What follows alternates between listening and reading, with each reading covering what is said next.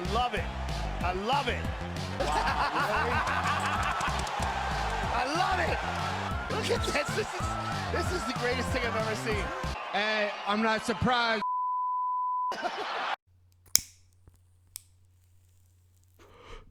Main event, guys, and before we get into it, I'd like to ask you guys to use your own techniques on these like buttons for whatever prediction you watch, whether it be just the main event, co-main event and main, or I know most of you guys are full card hardcores, so yeah, make sure you smash down the like buttons. Okay, Marlon Moraes versus Cory Sandhagen. And we're going to start with Marlon. So Marlon comes into this fight 5 wins, 2 losses inside the UFC. Primarily a striker. Marlon has been very impressive so far in his UFC career. Brutal knockouts against Aljo and Rivera really highlights what Marlon can do. He's a very dangerous fighter. Where has Marlon been weak? Cardio. We've begun to learn that if you can weather the storm, you can drown Marlon in a cardio battle. Henry Cejudo showed us that. Aldo kinda showed us that too. The opponent, Cory Sandhagen, comes into this fight 5 wins, 1 loss inside the UFC. Cory is basically the modern day Dominic Cruz.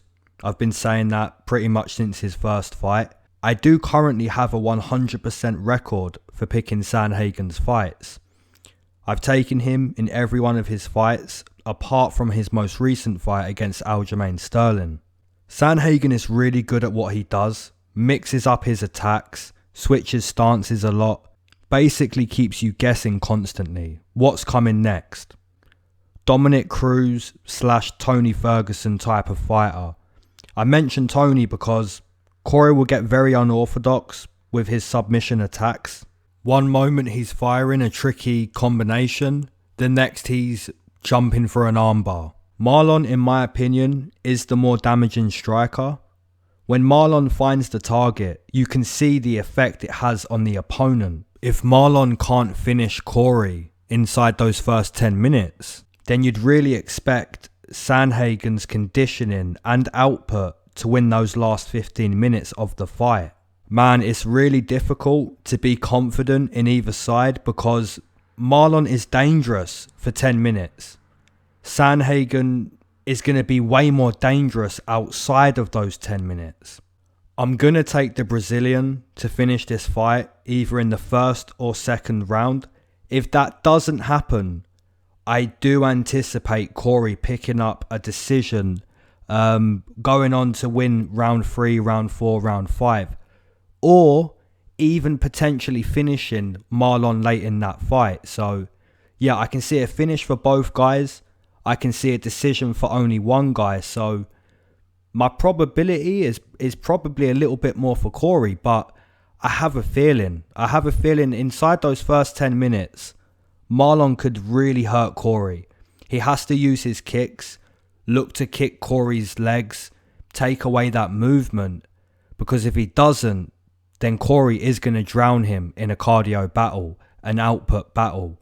Really, really tough main event to predict, but I am going to side with the Brazilian to get a TKO in round number 2. My line would literally be Marlon -110, Cory -110. I do believe this is the toughest fight to predict on this card. And the actual numbers are Cory -130, Marlon +110. You can't argue with it, you know. Marlon is getting some respect with those really short underdog odds. Those first 10 minutes are going to be very, very interesting. Could Marlon potentially finish Cory? Those first 10 minutes, man, I wouldn't say no. Outside of that, again, it's going to be interesting because you'd expect Marlon to be slow by now. And Cory could really drown him, and it could happen quick too. Alright guys, let me know who you're taking in this main event spot. I'm sure we're going to be split. If you want to be homies outside of YouTube, we can do that on Instagram at UFC Lay. Alright guys, peace.